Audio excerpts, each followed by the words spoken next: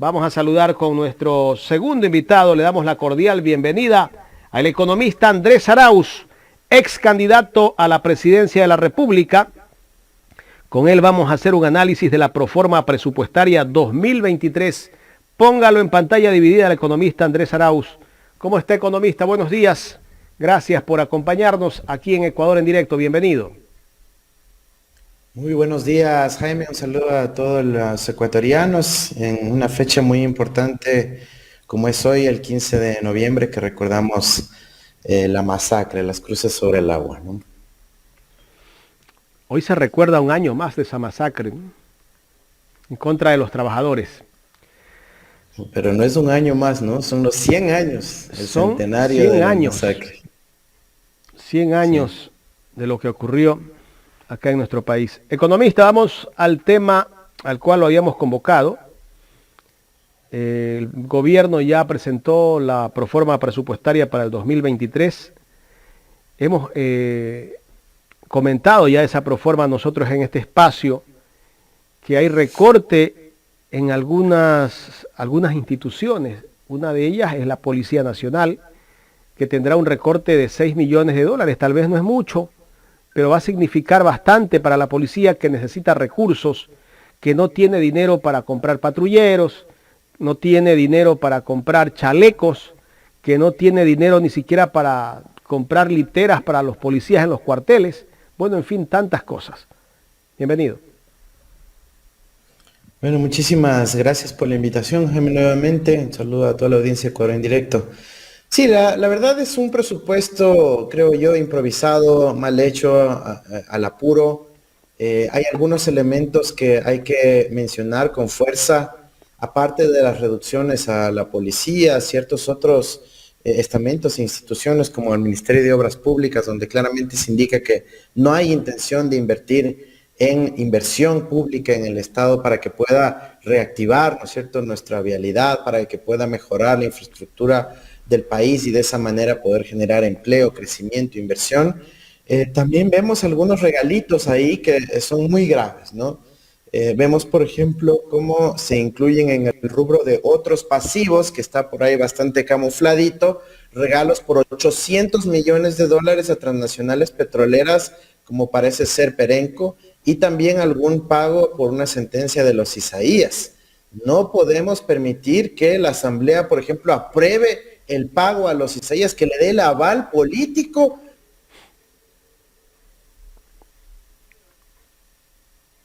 Se quedó.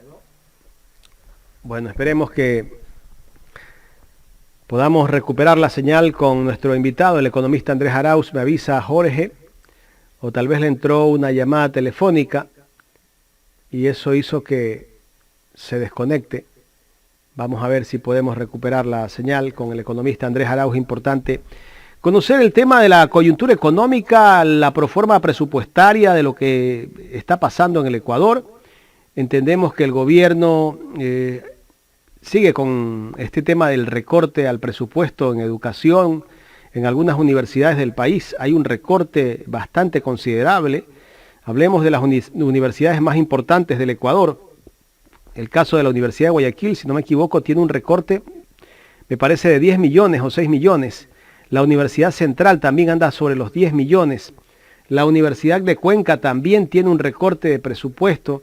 La Universidad del Chimborazo, la Politécnica del Chimborazo, me parece que también tiene un recorte, pero también tenemos que resaltar que hay universidades que tienen un aumento en su presupuesto, para que no vayan a decir que no, que solo decimos las cosas que nosotros creemos que no está bien.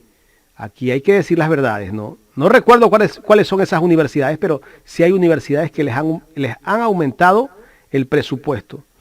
Ojalá podamos nuevamente recuperar la señal con el economista Andrés Arauz para poder continuar con esta entrevista importante, conocer la situación económica que podría enfrentar el país para el próximo año. Vamos a ver qué pasa, ¿no? El gobierno dice que las cosas están bien, que ha bajado el déficit del presupuesto general del Estado, que ya llega a 2.500 millones. Bueno, en fin, tantas cosas que dice el gobierno, ¿no? Pero ¿a qué costo? ¿A qué costo? Economista, bueno, lamentablemente se nos fue la señal unos par de minutos. Usted estaba justamente exponiendo todavía la primera pregunta que le había hecho. Sí, disculpas, acá hubo una interrupción del flujo eléctrico y se desconectó.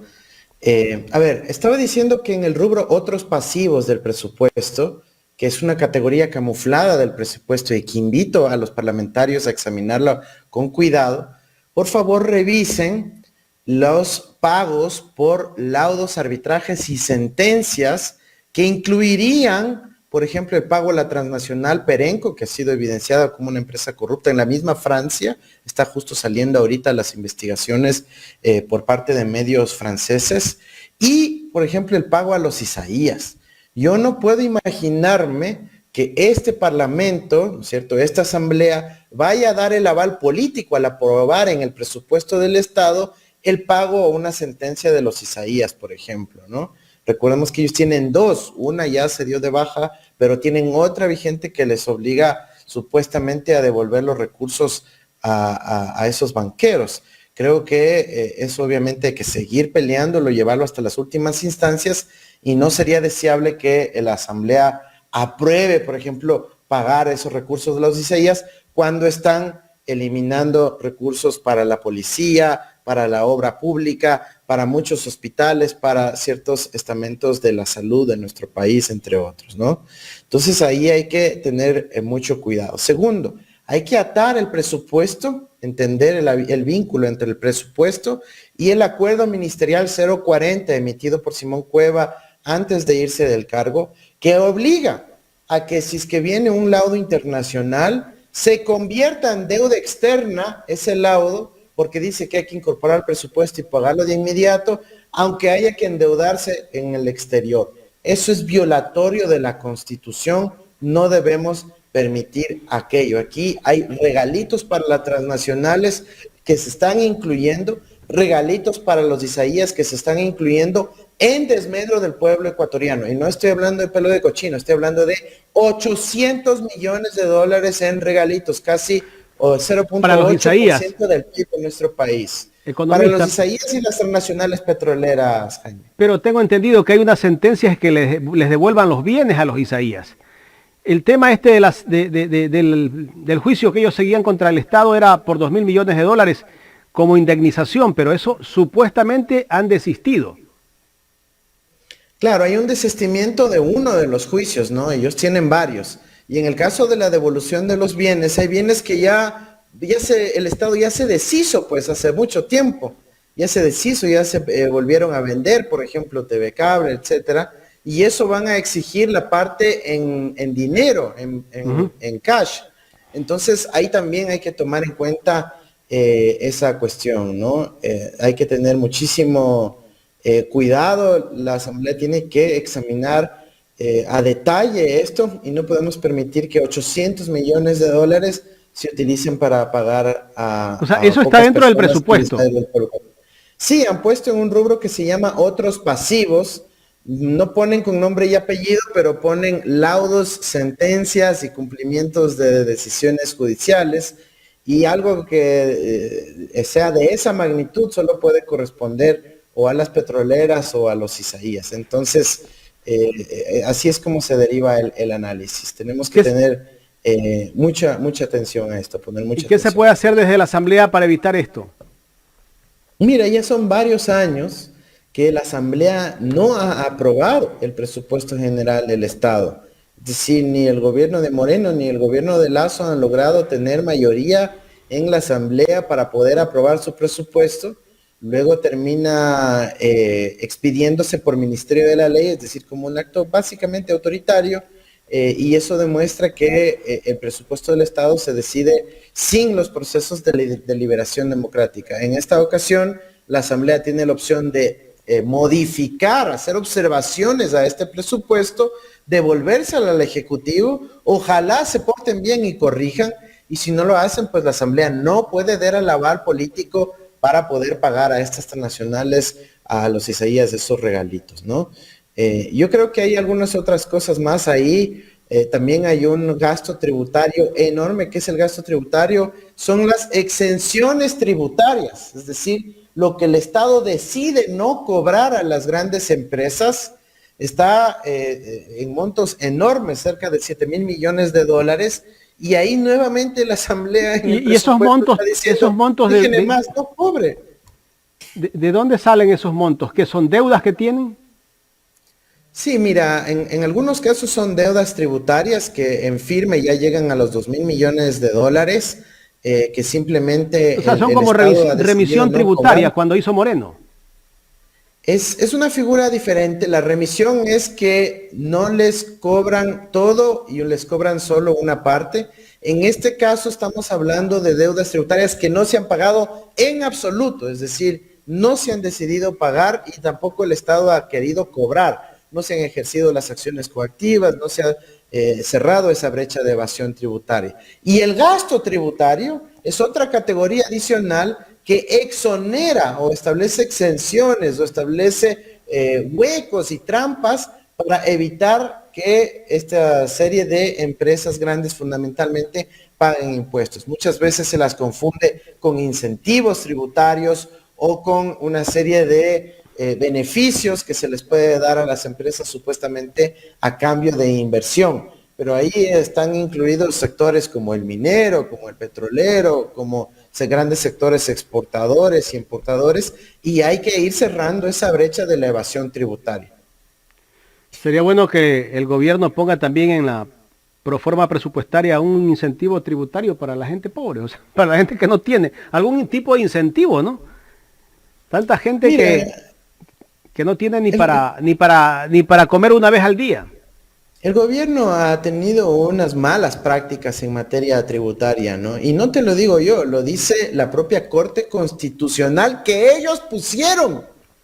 ¿Qué dice la Corte Constitucional? Que en la famosa ley que el año pasado, hace más o menos de esta fecha, entró por Ministerio de la Ley, es decir, sin deliberación democrática, ahí cambiaron el régimen para ir en contra del pueblo trabajador, en contra de los microemprendedores, con ese famoso impuesto que gravaba a los sectores más pequeños de nuestro país. La Corte rechaza, por ejemplo, ese impuesto.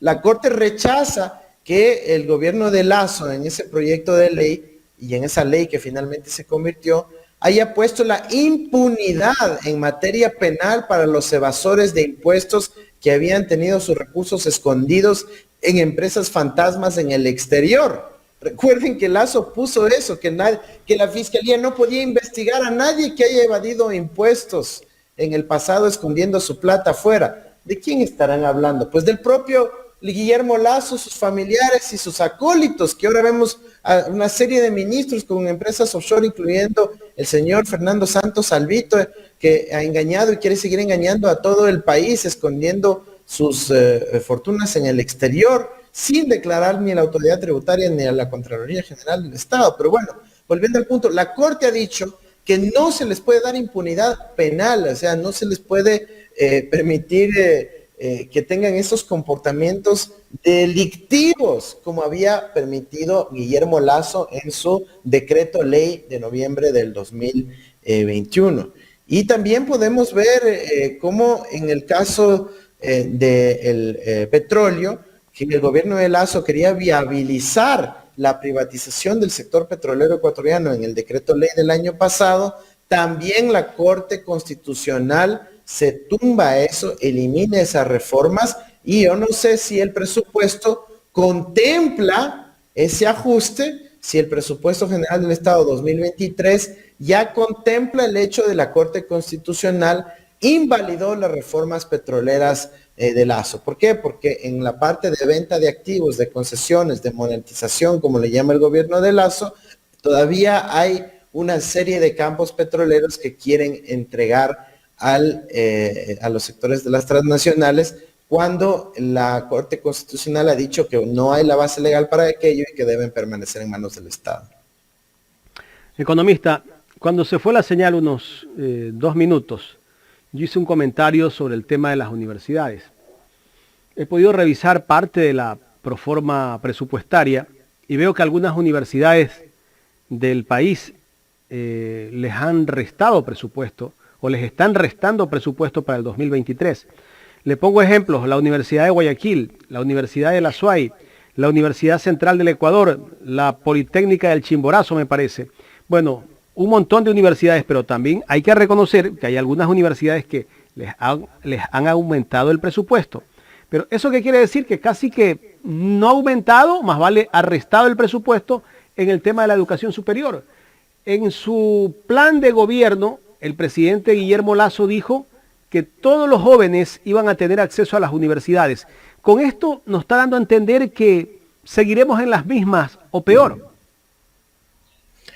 Sí, mira, absolutamente. La política de educación superior de Lazo nuevamente tiende hacia la privatización. Vemos cómo en el Consejo de Educación Superior se están aprobando reformas que básicamente permitirían al sector privado poder ampliar su oferta mientras se restringe la oferta de la universidad pública.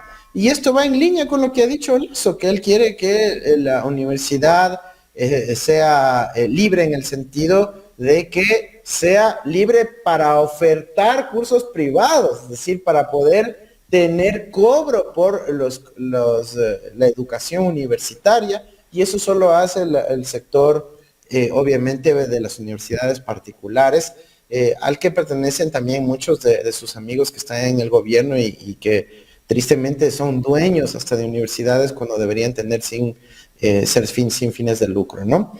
Pero en el caso de la universidad pública, es un desbarajuste lo que se está ocasionando. ¿Por qué? Porque la universidad tiene su planificación a 4 a 5 años, ¿entiendes? Cuando tú recibes un estudiante, a ese estudiante tienes que garantizarle la carrera 4 o 5 años.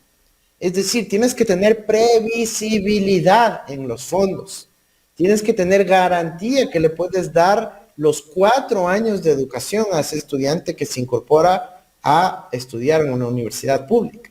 Si el gobierno un año sube, un año baja, otro año sube, otro año baja, otro año vuelve a bajar, no hay esa previsibilidad y no puede garantizar la oferta o la continuidad de la oferta educativa para los estudiantes. Entonces, ¿qué hace cualquier administrador racional de una universidad? Dicen, como no tengo garantía de que los próximos 5 años voy a tener los recursos, mejor no recibo a nadie más, no vaya a ser que me quede sin recursos a medio camino, ¿ya?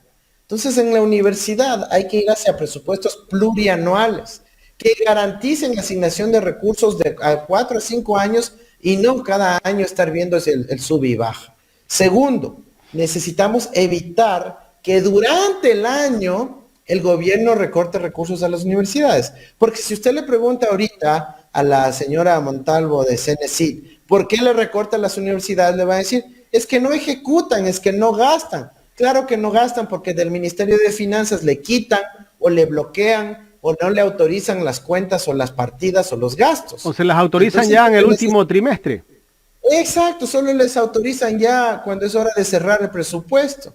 Entonces, ¿qué necesitamos? Garantizar, como lo ha propuesto la asambleísta Amapola Naranjo, una enmienda constitucional al artículo 299 de la Constitución, para que recursos que les llegan a las universidades ya no les puedan quitar. Esa es la forma de garantizar. Que se quede en la cuenta de la universidad. Que se quede en la cuenta de la universidad, que el ministro de Finanzas no pueda quitarle eso para pagar deuda externa. Eso le pertenece a la universidad, que es autónoma y no puede usarse para poder pagar deuda externa u otros gastos superfluos. Entonces, esa es la manera de lograrlo. Ojalá haya una conciencia crítica en la Asamblea. Ojalá el proceso de enmienda constitucional se pueda ejecutar, se pueda llevar a cabo y pueda haber esa garantía de recursos para la universidad ecuatoriana. Pero aquí hay un elemento adicional que puede hacer la Asamblea.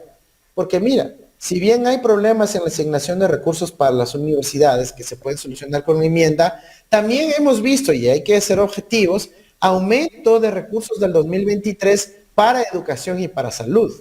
Lo importante aquí no es que fue voluntad del gobierno de Lasso, que opuso a esos aumentos de presupuesto para educación y salud, pero fue la Asamblea la que aprobó, ¿no es cierto?, la modificación, la actualización del escalafón docente para los profesores de nuestro sistema educativo público nacional y aprobó la ley de carrera sanitaria que le da mejores condiciones a los trabajadores y profesionales de la salud del Ecuador, en contra de la voluntad de Guillermo Lasso. Entonces, ¿qué nos quiere decir esto?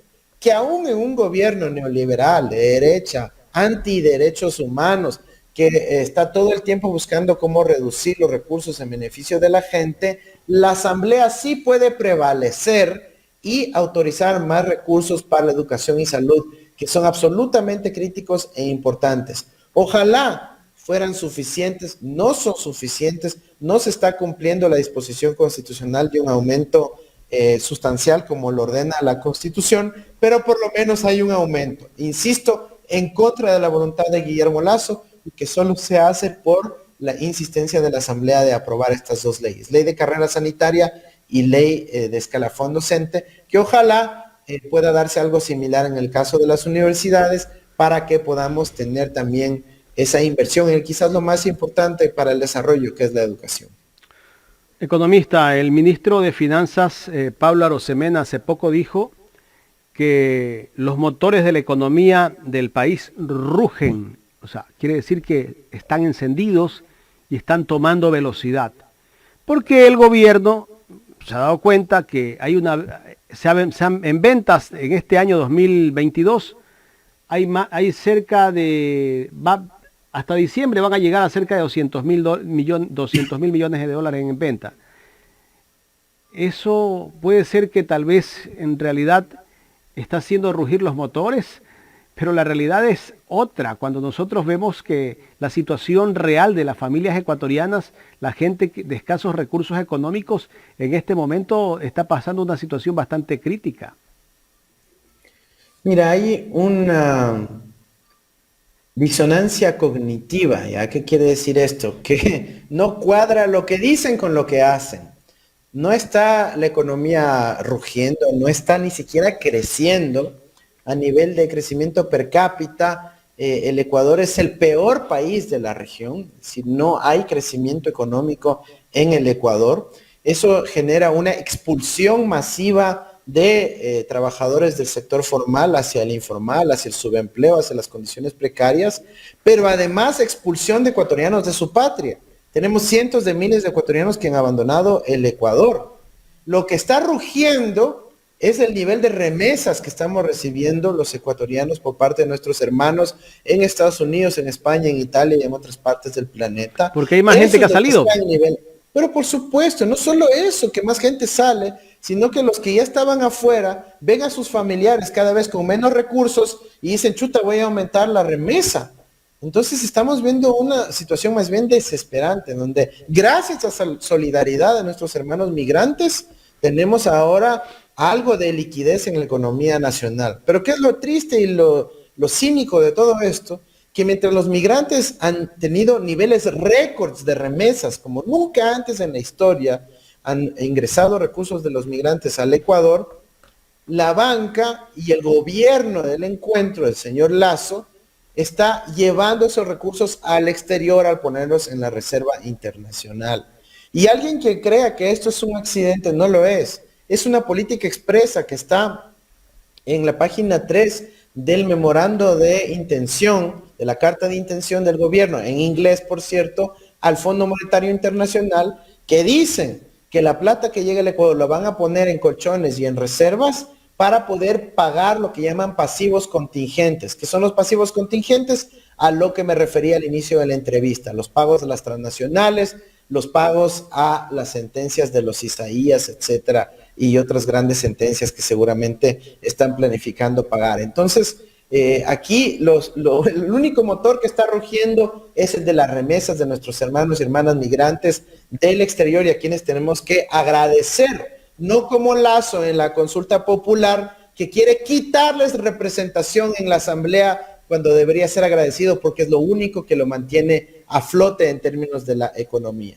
Y es más, si es que queremos hablar de la supuesta inversión privada, hablemos de la inversión extranjera directa, de esa operación de más de 700 millones de dólares, una operación ficticia que supuestamente reportan el ingreso de 700 millones de dólares a la economía ecuatoriana, que no es más que una operación ficticia muy probablemente correspondiente a algún tipo de fraude contable que hay que investigar, que viene desde Uruguay y está vinculado a los grupos económicos de los banqueros de este país. Ecuatorianos a investigar esa operación ficticia de 700 millones de dólares que se reporta como inversión extranjera directa, supuestamente desde el Uruguay, pero que no es más que una operación tramposa, puramente contable, y que hay que ver para qué están haciéndola. Correcto. Con respecto a la venta del Banco del Pacífico, economista, ya dijo el presidente del banco que no se lo va a vender este año y que hubieron ofertas, pero no estaban por encima de las ofertas del valor real del Banco del Pacífico, y que este año el Banco del Pacífico va a tener una utilidad de aproximadamente 300 millones de dólares. Mira, solo compara la utilidad de un año del Banco del Pacífico con lo que le quería vender, que era más o menos 800. O sea, en 2 o 3 años ya está pagada. Claro, era el negocio redondo, pues. Es el negocio redondo. Imagínate. Y todavía más dice el comunicado ese que querían ofrecer un monto bajito por el Pacífico. O sea, que nos digan quién, pues. ¿Por qué no hacen pública esa información? ¿Quién ofreció pagar tan poquito por el Pacífico? ¿Será porque están protegiendo el nombre de un amigo del gobierno? ¿Será porque están protegiendo el nombre de algún banquero que no quieren revelar quién era? ¿Por qué no dicen quién ofreció tan poquito por el Banco del Pacífico? ¿Por qué se tiene que manejar esto de manera reservada cuando Lazo el 23 de mayo con los inversionistas internacionales antes de posesionarse dijo que la venta del Pacífico iba a ser transparente en la bolsa de valores, que le iba a ver todo el mundo, que iba a ser un concurso, ni sé qué? ¿Dónde está la página web del concurso? Nadie la ha visto. No existe. Entonces era un proceso opaco, oscuro, nada transparente. Y ahora que dicen que no se vendió, ni siquiera nos dicen quién tenía la intención de comprar. Por eso yo hago un llamado a que la Asamblea Nacional, así como lo hizo en el año 2020, si no me equivoco, emita una resolución levantando la reserva de toda la documentación vinculada al proceso de venta del Banco del Pacífico y la ponga a disposición de la ciudadanía ecuatoriana. Tenemos el derecho de conocer qué está ocurriendo ahí. Ahora, lamentablemente, hay un riesgo, y tienes que entender cómo piensan estos sectores, que lo único que piensan es cómo desfalcar al país de sus activos productivos, como el Banco del Pacífico, y seguramente si no lograron ya privatizarlo, venderlo, ojalá no quieran ahora destruirlo para quitarlo de la competencia.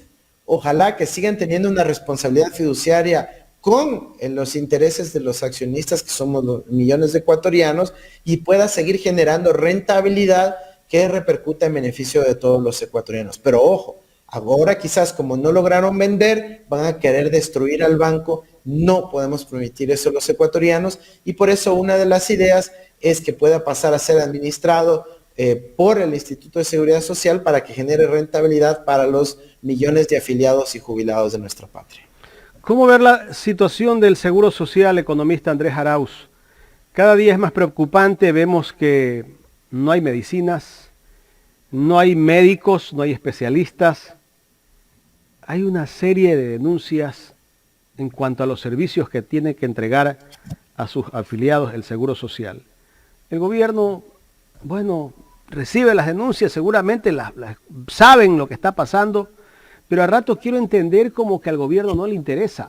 ¿Qué buscan con todo lo que está pasando y el gobierno está callado? Pero ahí está clarito, pues mira lo que salió en 2 periódicos nacionales en estos días, Expreso y El Universo, diciendo que hay que privatizar y concesionar en la seguridad social. Está clarito, mira, cuando quieren privatizar algo, primero hacen que no funcione ese servicio para decir, si ven que mal, si ven que no funciona, si ven que no hay medicina, si ven que no hay médicos, etcétera, lo mejor lo haría el sector privado. Entonces, eso ya está recontra estudiado a nivel mundial. Hay la doctrina del shock de Naomi Klein, una cantidad de libros de historiadores de economía, el propio Chomsky, que estudian y dicen las privatizaciones siempre son antecedidas por periodos en donde el servicio público se precariza, se destruye, se vulnera, para poder justificar mediáticamente las privatizaciones. Ahora, Y ahora vemos lo mismo que ponen en los periódicos nacionales, ¿no? Por cierto, ponen a cargo del IES a una persona que desfalcó al Estado, que pertenece a un grupo económico como el de los Ortega, que todavía le debe 200 millones de dólares al Estado ecuatoriano por la sentencia de la Corte de la Reina de Inglaterra por el salvataje de 1995. Esa es la gente que está dirigiendo los destinos de la ¿El seguridad señor social. Ortega es familia del grupo Ortega del Banco Continental? ¿Ex Banco Continental? Es familia del grupo Ortega del Banco Continental, pero además él mismo es dueño de una empresa que le debe millones de dólares al Estado, ¿sí? Y yo no sé si al propio Seguro Social hay que investigar aquello. Pero por cierto, esos dos temas son cruciales que tenemos que poner aquí sobre la mesa. Uno, hablamos de la debilidad de la seguridad social, pero no entendemos que la principal fuente de ingresos de la seguridad social son los aportes a la seguridad social que los hacen empleadores y trabajadores. Si en el Ecuador no se genera empleo, no se le pone a la gente a trabajar, no se la afilia, si no hay afiliaciones, obviamente la seguridad social se va a ir debilitando.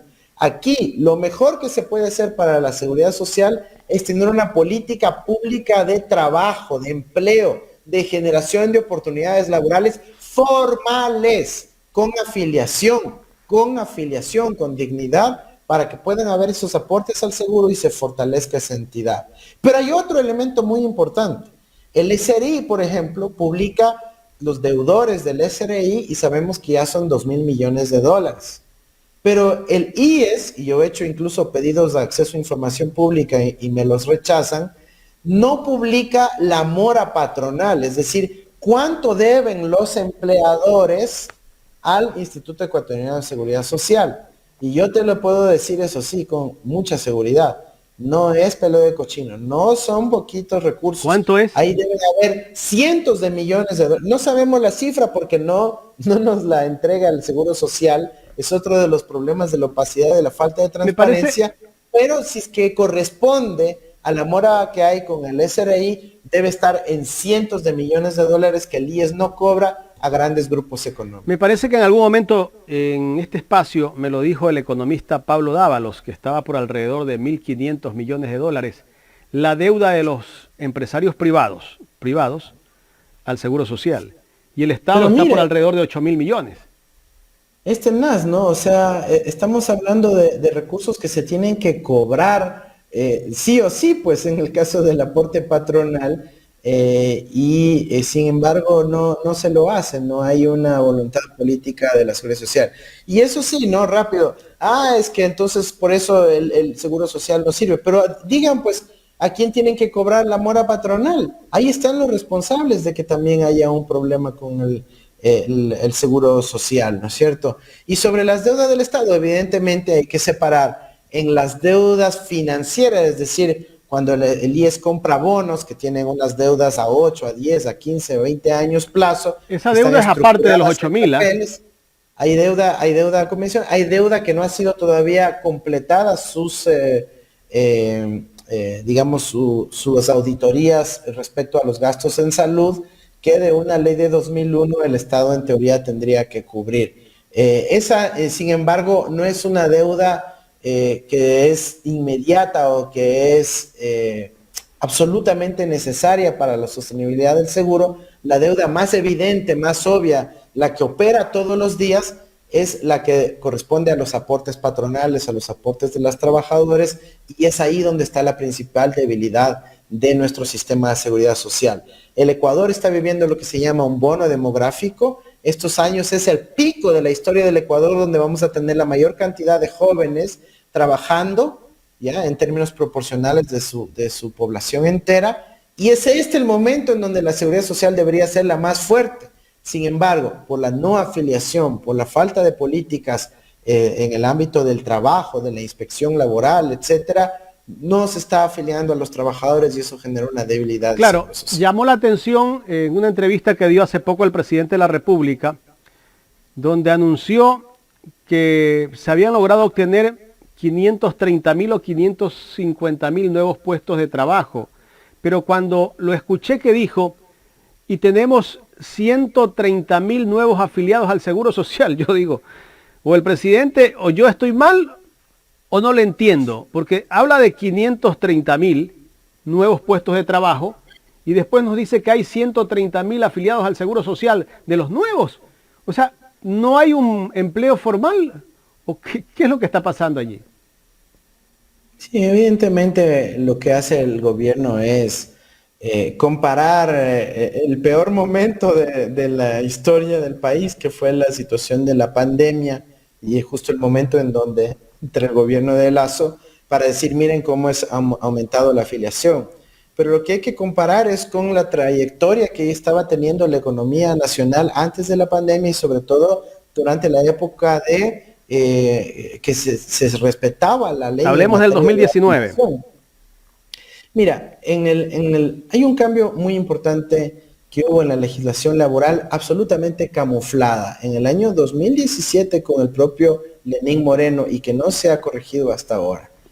No sé si ustedes se acuerdan que en la época de la Revolución Ciudadana con Rafael Correa, el Ministerio de Trabajo hacía inspecciones a los empleadores, a las fábricas, a los locales comerciales, etcétera, para ir a ver si los trabajadores estaban afiliados, ¿ya? Y algunas de esas inspecciones eran sorpresas, es decir, les caía el inspector del trabajo para ver si estaban o no respetando los derechos laborales y la afiliación al seguro. ¿Qué hizo Lenín Moreno en el 2017? Emite un acuerdo ministerial en donde dice que ya no pueden haber visitas sorpresa, sino que todas las visitas de los inspectores de trabajo tienen que ser comunicadas con 15 días de anticipación al patrón. Ya, tiene que avisar con 15 días de anticipación al jefe. Entonces, discúlpame, si le anticipas que le vas a ir a inspeccionar en 15 días, obviamente no van a pedir que vayan a trabajar las personas que no están afiliadas el día de la visita de inspección, pues. Si le tienen que decir la hora y la fecha que van a ir a hacerle la inspección, ya no es inspección, pues, y estás anticipando y de esa manera las empresas se preparan para la inspección y esconden toda la informalidad, precariedad y abuso de derechos laborales de las personas. Entonces, como eso no se ha corregido, tú no tienes en los hechos la obligación de afiliar a los trabajadores. ¿Por qué? Porque no hay forma que te sancionen. ¿Por qué? Porque las inspecciones no funcionan como deberían. Así es como se tiene que corregir esto y van a ver cómo empieza a aumentar inmediatamente el número de afiliados a la seguridad social y cómo va a aumentar los aportes al seguro y se va a ver también una leve mejoría en los servicios públicos. Economista, me salto a otro tema, ya no económico. ¿Cómo arreglar el problema de la inseguridad en este país? Mira, lo hemos dicho, ¿no? Varias veces. Aquí lo que necesitamos es primero tener una institucionalidad sólida. No podemos tener a un Ministerio del Interior, un Ministerio de Seguridad liderados por gente absolutamente incompetente en la materia. Yo no puedo perdonarle a Lazo que durante casi un año de gobierno o más inclusive, Casi tuvo año y como medio. ministra del Interior a la señora Alexandra Vela, que por su propia boca decía, yo no soy experta en seguridad. Dice, estoy a cargo de la policía, estoy a cargo de la política de seguridad. Ay, pero yo no soy experta en seguridad, no me molesten a mí con esas cosas.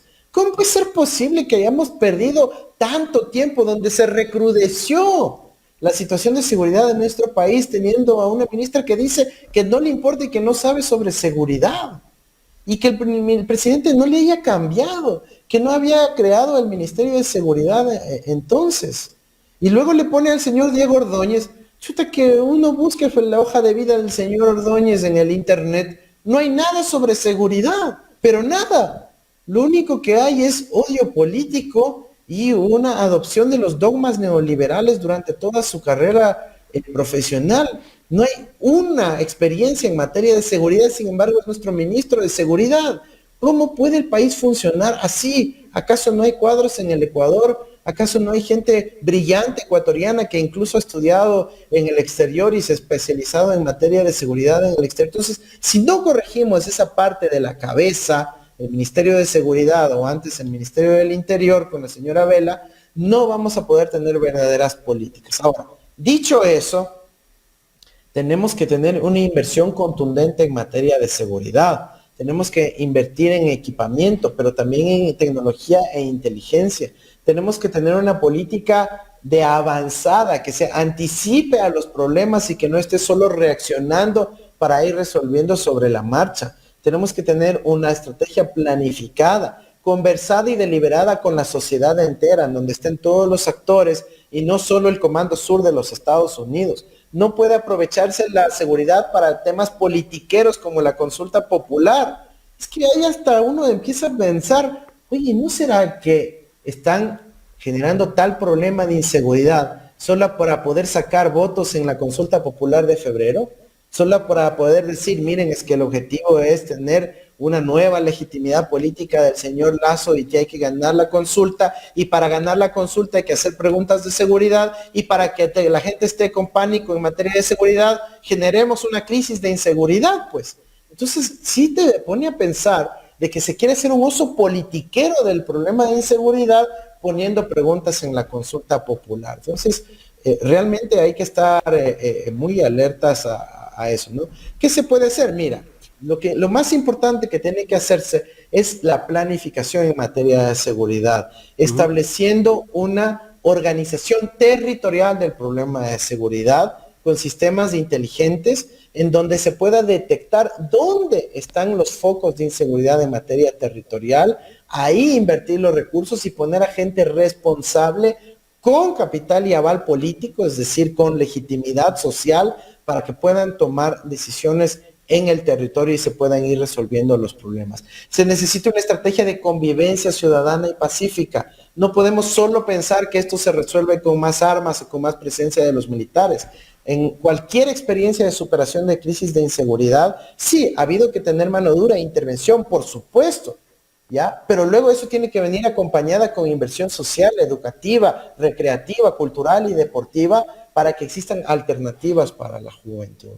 Tenemos que además tener una reforma profunda al funcionamiento de nuestra justicia para que se pueda observar las amenazas que hay a los operadores de justicia, a los administradores de justicia, pero también detectar en donde hay riesgos de corrupción, sobornos, tráfico de influencias y malas prácticas de los operadores judiciales que, por ejemplo, liberan a criminales que debían haber sido sentenciados a asesinos, a narcotraficantes, entre otros casos. Pero si no hay transparencia, si no hay vigilancia ciudadana sobre todos esos aspectos, no vamos a poder salir de este hueco de la inseguridad. Es una gran verdad lo que usted nos ha señalado, economista Andrés Arauz, pero el gobierno solo piensa en aumentar el número de policías.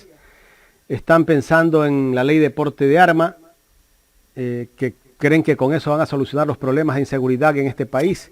Se piensa en poner leyes más duras, pero no piensan en atacar las causas del problema. O sea, solo piensan en que con la represión se puede lograr dar seguridad al país. Y no es así, desde mi punto de vista. Digamos, todo Estado tiene que tener una fuerza de seguridad y tiene que tener dominio y control sobre todo el territorio nacional. No puede ser un gobierno como el de Lazo, que no ha podido ejercer control sobre el territorio ecuatoriano, ¿me entiendes? O sea, eso nos demuestra que su visión neoliberal de que ¿no es cierto?, deje pasar, deje hacer, es lo que ha venido primando en seguridad. Ahora creo que por fin vemos una orientación de decir, no, bueno, el Estado va a estar presente, el Estado tiene que recuperar la iniciativa, el Estado del que nos representa a todos los ciudadanos tiene que tener una presencia en materia de seguridad con efectivos de las Fuerzas Armadas, de la policía, con la inteligencia, con los riesgos, el monitoreo de riesgos, la prevención, pero con algo fundamental, que es el sistema de justicia. Tú puedes tener leyes más estrictas, pero si los operadores y administradores de la justicia no cumplen lo que dicen las leyes, liberan a narcotraficantes, liberan a asesinos, liberan a violadores, no se establecen buenas prácticas de monitoreo sobre la función judicial, no te sirve de nada lo que digan las leyes. El problema no son las leyes. El problema es que tenemos una justicia que ha sido abandonada a su suerte.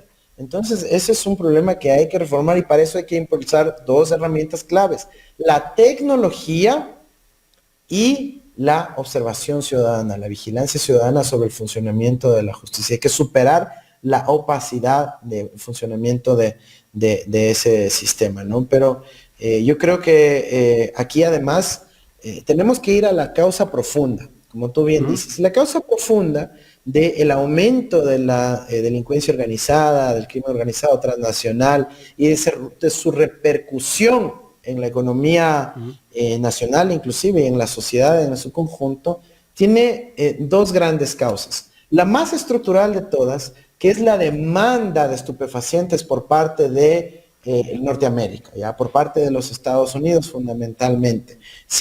Mientras haya consumidores ahí, va a ser un negocio rentable y toda América Latina va a ser víctima del narcotráfico, ¿ya?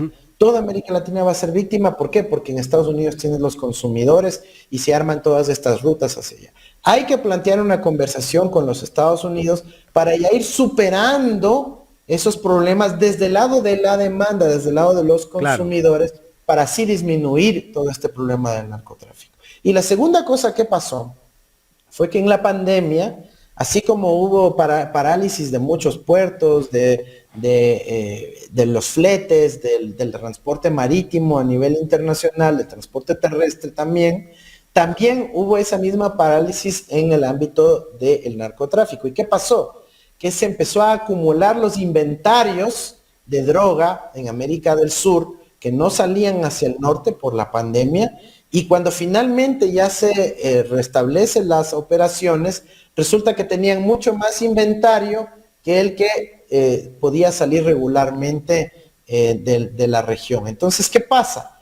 Que ese inventario deciden volcarlo a las calles de nuestra Suramérica, profundizando el problema del microtráfico, profundizando el problema del crimen organizado y articulando a mucha mayor velocidad a pandillas que tenían quizás un fenómeno de delincuencia menor o delincuencia común hacia los circuitos del narcotráfico y este vínculo con los grandes carteles. Ese es un problema que ha ocurrido no solo en el Ecuador, también en Colombia, también en países de Centroamérica, y tenemos que abordar el problema de la inseguridad desde una perspectiva regional, desde una perspectiva latinoamericana, entablando y exigiendo que haya también soluciones por parte de los Estados Unidos. Yo creo que la coyuntura en la región está como nunca antes favorable a esta situación, tanto por la voluntad del presidente Petro, de un gran apoyo de, por ejemplo, el gobierno mexicano en esa misma dirección. Ahora tenemos un apoyo generalizado en América del Sur para avanzar hacia allá, y la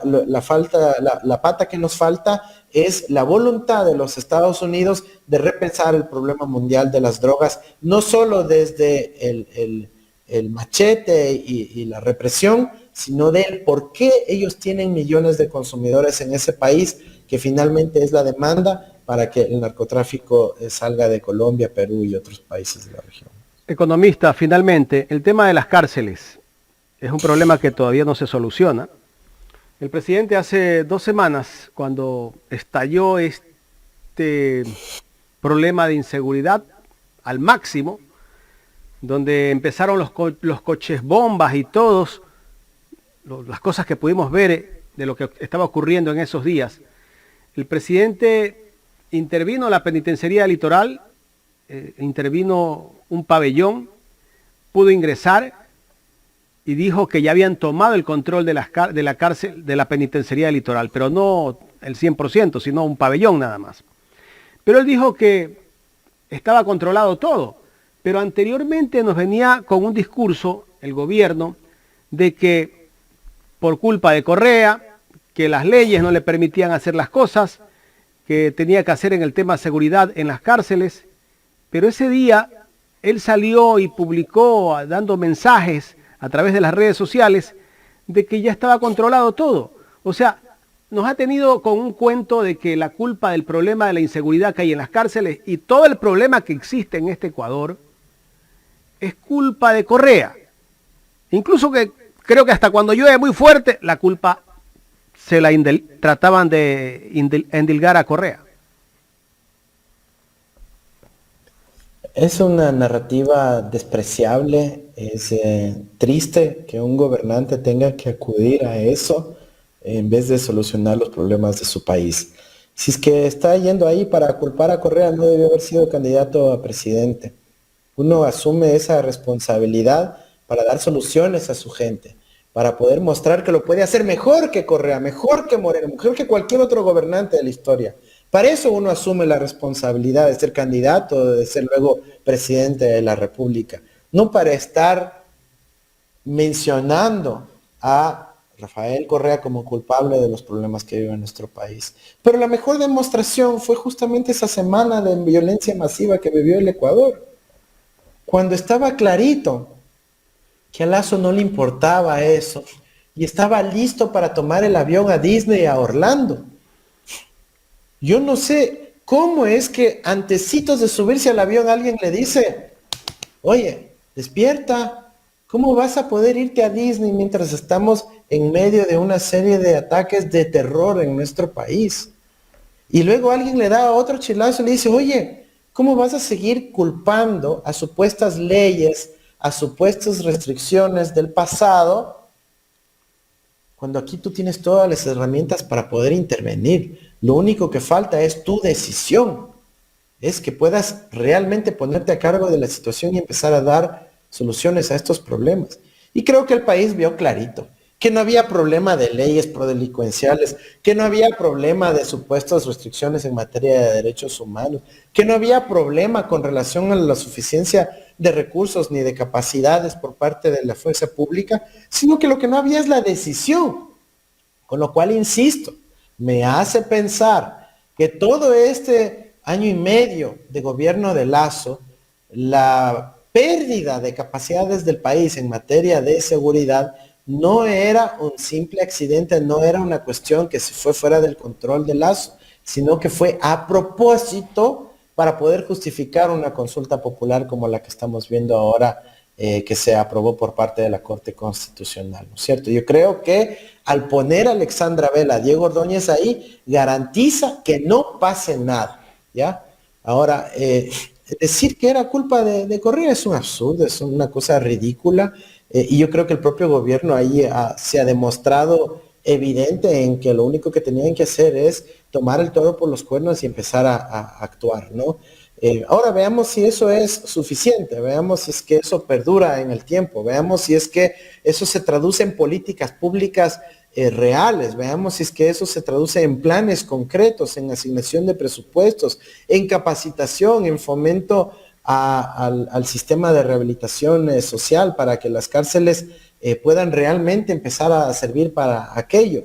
Y ahí yo nada más invito a que se entreviste, se examine el pensamiento y las ideas de dos personas que incluso formaron parte de la primera fase del gobierno de Lazo, que son Bernarda Ordóñez, su exsecretaria de Derechos Humanos, que salió frustrada porque dijo que el gobierno de Lazo no quería hacer nada en materia de las cárceles, y de Nelsa Curvelo, también convocada por Lazo para el Comité de Pacificación del país, que también renunció diciendo que el gobierno de Lazo no quería hacer nada para pacificar el Ecuador.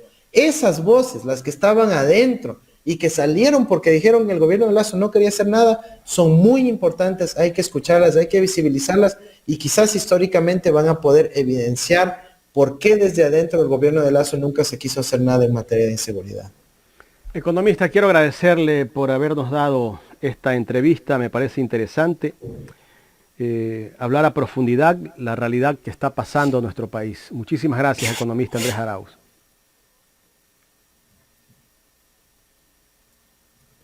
No sé si se fue la señal.